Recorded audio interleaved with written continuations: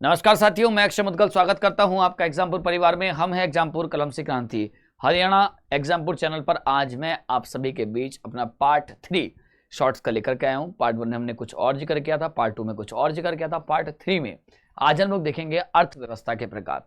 Part 2 में हमने देखा था टाइप्स ऑफ इकोनॉमिक्स, आज हम देखेंगे टाइप्स ऑफ इकोनॉमी। आज हम देखेंगे types of economy, types of economy, ठीक है। टाइप्स ऑफ इकोनॉमी, है ना। बच्चे कहते हैं sir types of economy sir पूंजीवादी अर्थव्यवस्था, समाजवादी और मिश्रित, है ना। तो ध्यान रखेंगे टाइप्स ऑफ इकोनॉमी कभी भी आपसे पूछे तो ये फिक्स नहीं है। आप कहें कि हाँ फिक्स है, नहीं। आप जब भी देखेंगे इसके प्रकार कि अर्थव्यवस्था के प्रकार, हम बात कर रहे हैं अर्थव्यवस्था के प्रकार की, अर्थव्यवस्था के प्रकार की। तो अर्थव्यवस्था के प्रकार कह दीजिए या टाइप्स ऑफ इकोनॉमी कह दीजिए। तो ये किस आधार पर पूछा जा रहा है इस पर डिपेंड करता है। समझ में आया, किस आधार पर पूछ रहा है। जैसे अगर मैं आपसे बात करूं कि आप मुझे बताइए स्वामित्व के आधार पर, किसके आधार पर बेटा, स्वामित्व के आधार पर। तो अगर आप देखेंगे स्वामित्व के आधार पर तो ये अलग होता है। स्वामित्व को इंग्लिश में कह सकते हैं ओनरशिप। दूसरा होता है विकास के आधार पर, विकास, डेवलपमेंट। अगर आपसे पूछा जाए कि विकास के आधार पर, विकास के आधार पर डेवलपमेंट।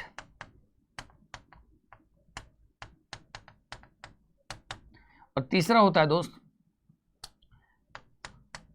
वैश्विक बाजार के आधार पर, वैश्विक बाजार के आधार पर, वैश्विक बाजार के आधार पर। चौथा होता है जो जीडीपी होती है उसमें योगदान, कंट्रीब्यूट, है ना, कंट्रीब्यूट के आधार पर। जैसे अगर प्राइमरी सेक्टर का है ज़्यादातर, जैसे भारत की बात करो तो इंडिया शुरुआत से कैसा देश रहा है, कृषि प्रधान अर्थव्यवस्था, मतलब प्राइमरी सेक्टर का कंट्रीब्यूट बहुत ज़्यादा था। अब देखते हैं लगातार तेज़ी से इंडिया में कृषि प्रधान अर्थव्यवस्था कहा जाता था, लेकिन अब तेज़ी से लोग मूव कर रहे हैं, फार्मिंग सेक्टर से लगातार लोग तेजी से मूव कर रहे हैं। तो एक एक करके देखते हैं। सबसे पहले हम देखेंगे स्वामित्व के आधार पर, स्वामित्व के आधार पर, या इंग्लिश में क्या बताया था मैंने आपको, ओनरशिप के आधार पर। स्वामित्व के आधार पर या मैंने आपको बताया था ओनरशिप, ठीक है बेटा, ओनरशिप के आधार पर। तीन तरह की होती हैं, तीन तरह की होती हैं। पहली होती है पूंजीवादी अर्थव्यवस्था, कैपिटलिज्म बोलते हैं इसको, पूंजीवादी अर्थव्यवस्था, पूंजीवादी अर्थव्यवस्था। पहला क्या होता है बेटा, पूंजीवादी अर्थव्यवस्था। मतलब ऐसा समझ लो कि इसमें जो ओनरशिप होती है, ओनरशिप जो होती है, मोनोपोली जो होती है, वो प्राइवेट सेक्टर की होती है। किसकी होती है, प्राइवेट सेक्टर की होती है। वही तय करते हैं कि किसी वस्तु और सेवा का कितना प्रोडक्शन होता है, गुड्स एंड सर्विसेज का कितना प्रोडक्शन करना है। पूंजीवादी का अगर जनक पूछेंगे, जनक, तो पूंजीवादी का जनक है एडम स्मिथ। कौन है, एडम स्मिथ। क्लियर हो गया, चलिए ठीक है। दूसरा क्या होता है बेटा, तो ये तो पहला वाला कैपिटलिज्म हो गया। दूसरा वाला अगर आप देखेंगे तो पहला वाला क्या हो गया, पूंजीवादी। दूसरा क्या होता है, समाजवादी, ठीक है। इसको क्या बोला जाता है, पूंजीवादी को कैपिटलिज्म, कैपिटलिज्म इकोनॉमी, ठीक है। दूसरा वाला जो होता है बेटा वो होता है समाजवादी अर्थव्यवस्था।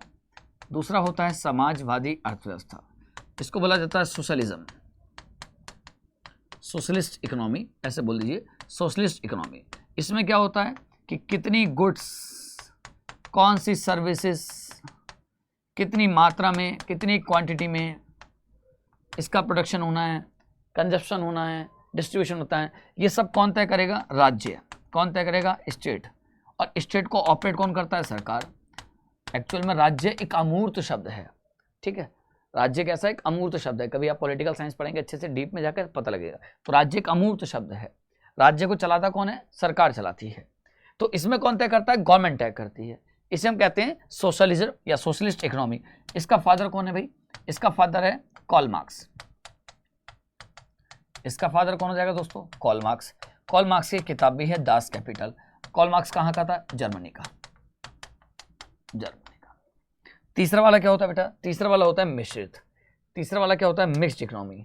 तो हम अगर तीसरा वाला देखेंगे तो तीसरा क्या था, मिश्रित, मिश्रित अर्थव्यवस्था, जिसे हम क्या कहते हैं, मिक्स्ड इकोनॉमी। इसमें क्या होता है, दोनों मिलकर काम करते हैं, मतलब पूंजीवादी भी क्या दो और समाजवादी, मतलब कैपिटलिज्म एंड सोशलिस्ट, समाजवादी, दोनों का गुण होता है, दोनों का गुण होता है। इसका एग्जाम्पल देखेंगे तो इंडिया आ जाएगा।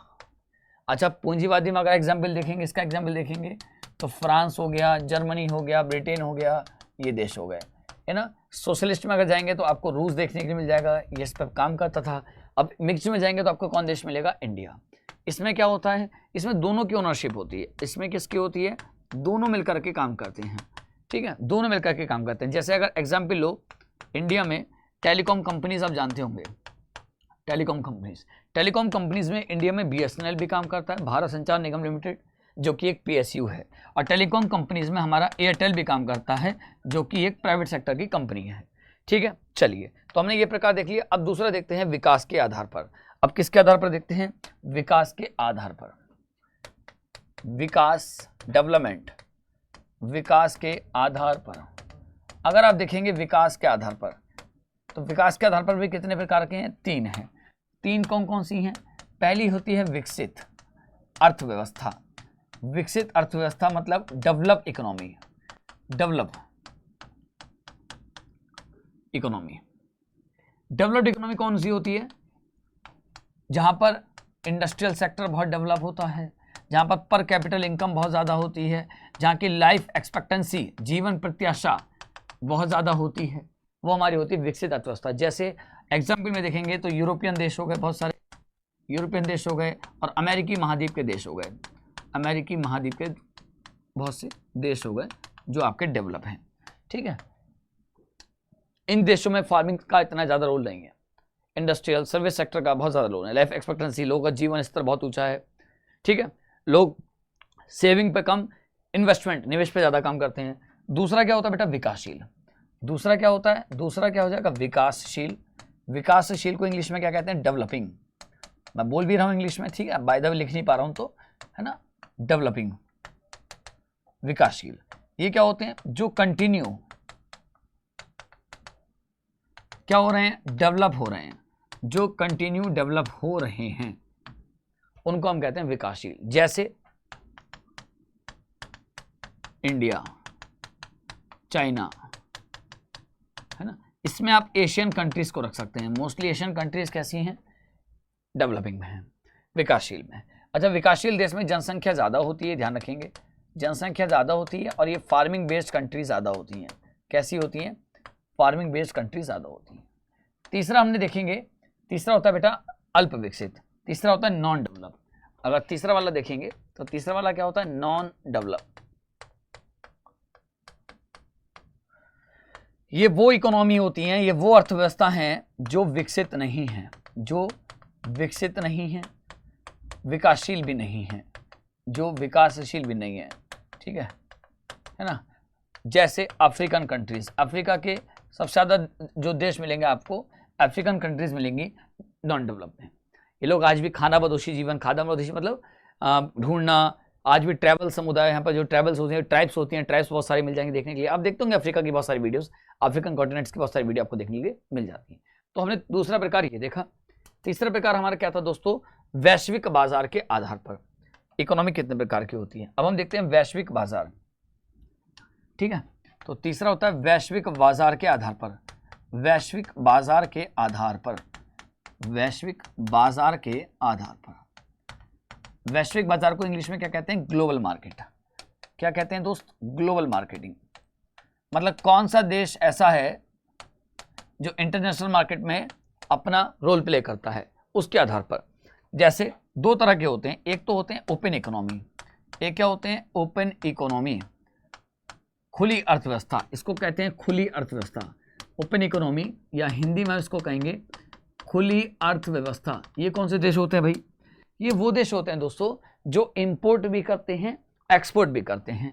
ये वो देश हैं, अगर देखेंगे, जो ये वो देश हैं जो इंपोर्ट भी करते हैं, इंपोर्ट भी करते हैं, और एक्सपोर्ट। इंपोर्ट को क्या कहते हैं, आयात। इंपोर्ट को क्या कहते हैं, आयात। आयात का मतलब होता है दूसरे देशों से कुछ चीज़ मंगाना, और एक्सपोर्ट का मतलब होता है निर्यात। आप दूसरे देशों को कुछ चीज़ें भेजते हो, जैसे हम क्रूड ऑयल, कच्चा तेल को दूसरे देशों से मंगाते हैं, हमारे यहाँ से गेहूँ, वीट दूसरे देशों में बेचा जाता है, ठीक है। Open economy. और दूसरे क्या होते हैं बेटा, दूसरी होती है क्लोज इकोनॉमी। क्या होती है? Close economy. क्लोज इकोनॉमी ये क्या होती हैं?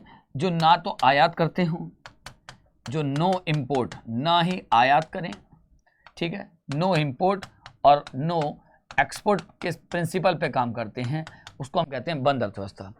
इसका एग्जाम्पल अगर आप देखेंगे, उत्तरी कोरिया मिल जाएगा। उत्तरी कोरिया आपने सुना है ना, उत्तरी कोरिया, ये इसका एग्जाम्पल मिल जाएगा।